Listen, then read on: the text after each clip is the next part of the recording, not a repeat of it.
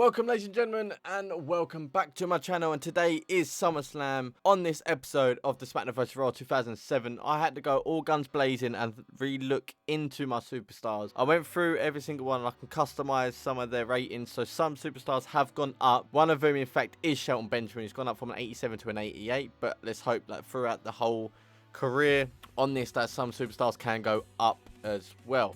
Without further ado, let me show you my schedule that I have done for SummerSlam. And there is a heat before show as well, so thank God for that, eh? Here we go, SummerSlam. Match number one will be Matt Hardy and the Rebel Dragon vs Cole Quinn and Johnny Nitro. Johnny Nitro has also been upgraded as well to an 87, so he can go into the big title picture as well. SmackDown didn't want a match here, so fair enough. And then they put Finlay in a match against Vacate, so I thought, I'm going to throw Paul Burchill in there and see if he can defeat Finlay. So it'll be a Smackdown vs Raw match in heat. So without further ado, let's go into the show. They have a match one, which is going to be a weird handicap match. It'll be Shawn Michaels versus Melina, Undertaker and Ric Flair, which is strange in my opinion, very weird.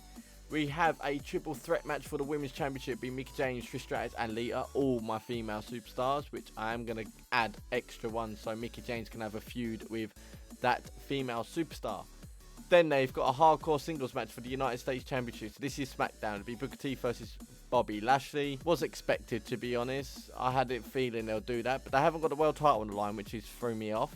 I'm going to do a Battle Royale, 4-man Battle Royale over the top rope for the Intercontinental Championship. Gregory Helms is defending his title for the first time after a week of holding the title against Edge, Kane and RVD. Kane and RVD will be a tag team going into the near future. Match number 5, they've got the World Tag Team WWE Tag Team titles, on the line in a tornado tag. John Cena and Mick Foley. I keep saying Finn Balor, he's not even in this game. As the tag team holders against Rey Mysterio and Triple H. Weirdly, they're trying to make Rey Mysterio have all the titles, which is strange.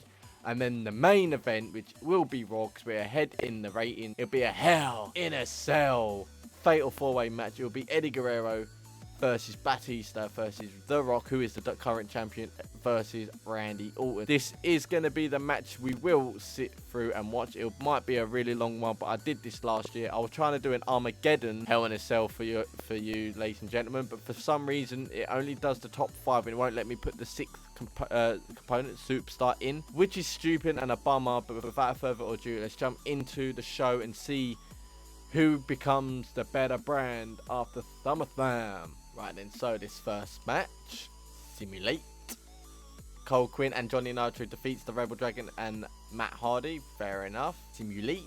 Yes, please. Finlay beats Paul Burchill. That's not good. So that means SmackDown are winning. Okay, so they've already skipped there. So they had Shawn Michaels win the handicap match. We got the women's title on the line. And Trish Stratus becomes the new WWE Women's Champion, taking it off Mickie James, who snuck it out from the last time they all three fought out. So that rivalry has completed. May do a new rivalry with Mickie James, but I do not know. And then they had Bobby Lashley, who becomes the new United States Champion for them. Interesting there. Well done, Bobby. Then the 4-man Battle Royale is going to be Gregory Helm retains. Go on, Gregory. Bring up your experience up, mate, and I can make you a very good superstar. So that's very decent. Then John Cena and Mick Foley retain the WWE Tag Team Championships. But I know you're all sitting there wondering, the main event, Hell in a Cell match. Without further ado, let's go straight into the start of this match, and I'll explain to you what I'm going to be planning on in the future of this series. Here we then go then, guys. We are starting off this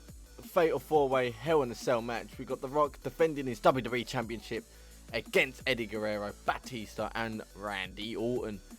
I don't know what the outcome will be, but I'm hoping like the last series Hell in a Cell I did, it's not going to be too major. But I'm not going to lie, the Batista's gear in all red looks magnificent. That's like his best gear he's ever had in WWE history, if I'm honest, ladies and gentlemen. It's perfect, one out of them. But this might, if you can see it, this could be the next rivalries you see. It could be Batista and The Rock, next rivalry, Eddie Guerrero and Randy Orton. Legend Killer carries on. You know, no, you never know. But while this match is going on, I'm going to tell you the future of the brand of Monday Night Raw. I'm going to do some trades again with SmackDown and hope for the best. I am going for more females in the next run-up. That means Mickie James can have a little run and try and boost her experience. Because ever since I can see that I can improve all the superstars' experiences and let it run up, I can improve their overall rating. And the higher rating they are, the better popularity I'll get from the fans, and the better the show will be, so on and so forth. So I'm going to keep an eye on that and keep that all rising, so the fans will enjoy majority of what's happening in this series. So I'm going to have at least, going into the future, 5 rivalries. I am thinking 2 female, 3 of the main roster. But I have to have a look at the contracts, and obviously going in the future from that. But I will try and switch it up so Smackdown can have some of my superstars and I can have some of their superstars, and hope for the best. So yeah, if you're enjoying this episode, like I say at the end of each episode, leave a like down below. I very much appreciate it, and leave a comment on what you would like to see also in the future in this series or other games at all. Eddie Guerrero nearly picked up the win there again from Batista there. That was out of nowhere. So each man are starting to get yellow health there, but Batista, only superstar, hasn't got any of that, so which is good, because he could become the new WWE Championship. But I'm still trying to figure out how to change the title to be the undisputed one. I'm still trying to figure it out. If anyone knows out there, leave a comment down below and I'll make sure I'll check it out. But Batista's going for the Batista bomb, but Eddie Guerrero is on the verge of kicking it out. There you go. Eddie Guerrero kicks it out. I knew that was going to happen. Batista, only superstar in this match who has not got any injuries to him whatsoever until... No, he still hasn't. He's still fighting through it. Fair play to him. But yeah, I can't remember. I'll have to look through the superstar. Oh, look, now he gets a yellow there, ladies and gentlemen. But yeah, I'm going to have a look at what superstars can be improved again. But all I know is Johnny Nitro, Gregory Helms, Shelton Benjamin, my character, and Cole Quinn are the other superstars to be upgraded in rating. So they're going to be higher ratings. There you go. Eddie Guerrero's going for his submission finisher. I think it's called the El Paso. Now, will The Rock tap out? But Randy Orton stopped it anyway. So, yeah, if you like... So, yeah, if you want any other rivalries to happen and all that, let me know down below. I'm thinking of a few more mix-ups, like I said previously in this match. But we'll have to see. But I'm hoping a certain superstar can win the title out of this one. But it's going to be quite interesting. Or The Rock can retain it. But at this rate, I don't think he will do, ladies and gentlemen. I'm not going to lie on that one. Eddie Guerrero did the 3 Amigos. The Rock is after Eddie Guerrero now. Even though those two are used to be in a rivalry. But they're all fine. But I think, yeah, it's going to be a tough one.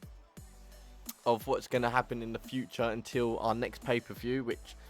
I can't remember off the top of my head. I think it's Unforgiven next is my next pay-per-view. So that'll be quite an interesting one. Batista throws Randy Orton. Eddie Guerrero's got another finisher again. Batista's on the outside with Eddie Guerrero and The Rock.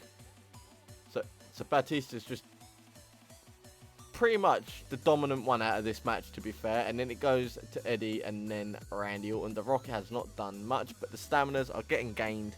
All of them are, to be fair, all of them are not that really good, to be honest, in their health and whatnot. But if I wanted an outcome, I would like to have Eddie Guerrero as champion again, because his popularity was going so high as well. But Batista definitely earns it. Will he go for the Batista? He does. He goes for the Batista bomb on The Rock. If Randy Orton and Eddie Guerrero are fighting with each other, they can carry on. But Batista could have won it. So he's going for the pin again. But yeah, Eddie Guerrero's there. Are they stupid? This might be a long episode, ladies and gentlemen, just to let you know. But everyone all knows, and everyone out there already knows. If you haven't already known from the previous series, every time it's the pay-per-view, we will be watching one match.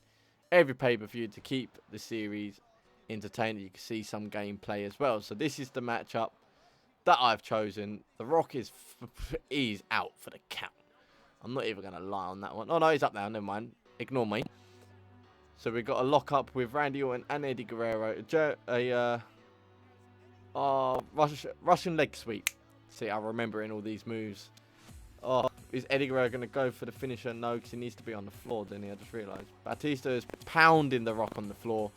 The Rock has no hope. Batista's got another finisher. Eddie Guerrero's got a finisher. It's anyone's game here. Game or matchup, I should say. So Batista's stored his finisher. Same as Eddie Guerrero. Oh no, Eddie Guerrero's dodged that. To be fair, I've got a tag team in Batista and Eddie Guerrero as well here, ain't I? I've got quite a lot. Oh my god, he has stolen the Batista bomb. Eddie Guerrero could win this. That's just fine. Randy Orton it's going to be a tough match. Tough match or a close matchup, ladies and gentlemen.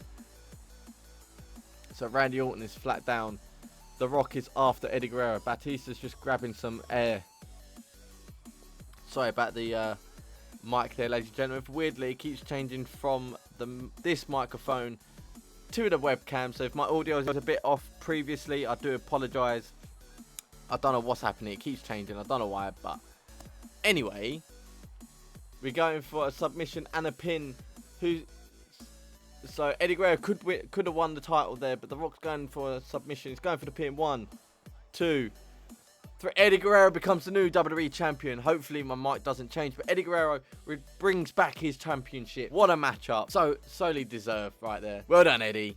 You can have your title back up and running, but we have to see what the fans are saying after this matchup as well. There we go. There's the outcome. Eddie Guerrero becomes the new WWE champion. Hopefully the fans enjoyed that Hell in a Cell match. I know I did. I had a lot of talking in this one. I have practiced, ladies and gentlemen. Don't you worry. But without further ado, let's have a look at what the fans are saying. I'm hoping, fingers crossed, Raw has done it.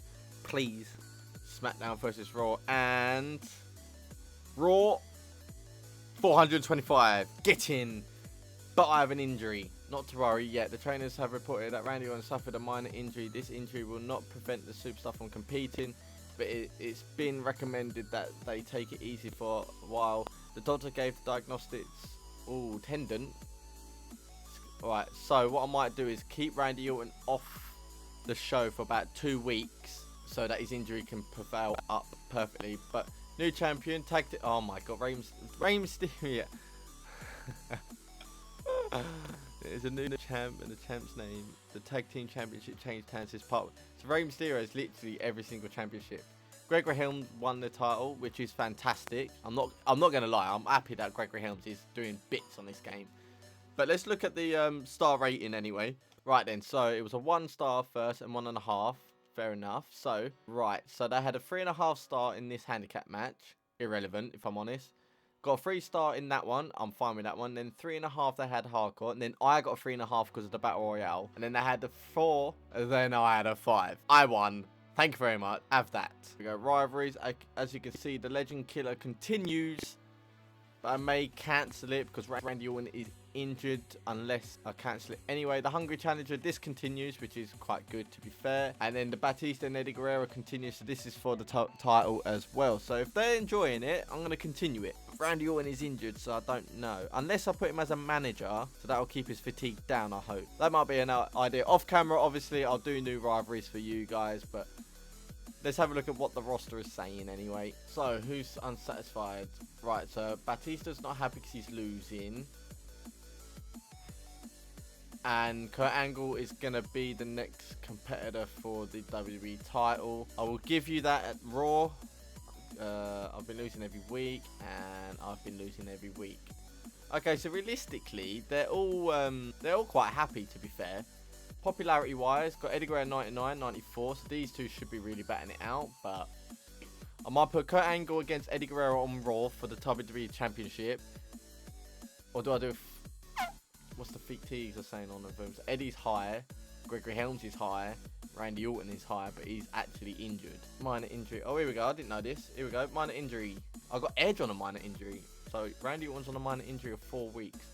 So what I'm going to do is I'm going to rest Randy Orton for 4 weeks. So that means his rivalry with The Rock has finished. So that'll be that. But Randy Orton will be off the show for 4 weeks. I'm fine with that one. And Ed, he'll be fine this week. So that's all good and handy dandy. So with the unsatisfied superstars, I'll put Batista against someone quite small. Gregor Helms has gone up to a 77 popularity. I've just looked at that. So Kurt Angle wants WWE title gold, which is going to get that against Eddie Guerrero. I've stayed, you've stayed. But yeah, Gregory Helms has gone up. So on the next episode after Raw, I have to see what the Power 25 is saying. But at the moment, I can't really look at it because for some reason it won't after a pay-per-view, which is all strange. But without further ado, there we go then, guys. This will be the end of the episode. If you're enjoying it like I am, leave a comment down below what you like to see. Also leave a like on this series because I much appreciate it. And if you do leave a comment, I will read it, as I know some people are questioning on some superstars, but I don't particularly want to use them superstars because I want to keep this fresh like everyone else. Also click the bell button to be notified when I upload every 5 PM, and there is other projects in mind that I will be considering doing as well. But until then, I hope you guys are staying safe and enjoying all the content. Until then, I'll see you all in the next episode. Peace. Look, 30's an enemy, I'm trying to leave a legacy. Loads of old friends got killed off from my jealousy. More time I hope they reminisce and just remember me. But till that day comes, I must stay sipping on this Hennessy. Cause right now, everything is moving backwards. See your success, see they greeted it with laughter. So right now, you can keep all of the drama, cause I'ma get W's before, during and after.